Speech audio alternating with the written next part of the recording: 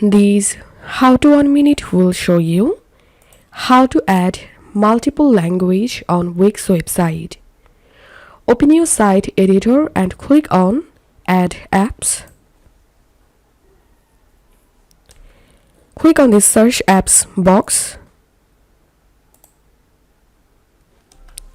and type here multi and click on multilingual,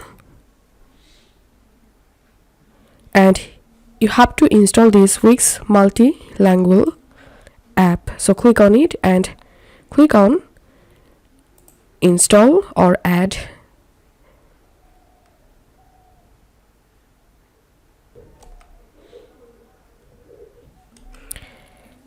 And now you have to select your default language. Now click on add language and select the language you want to translate your website. You can change the flag from here. Add language.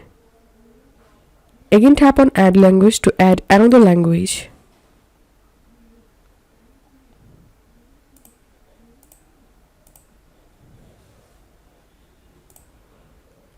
And that's how we can add multiple language here. Once done, click on close.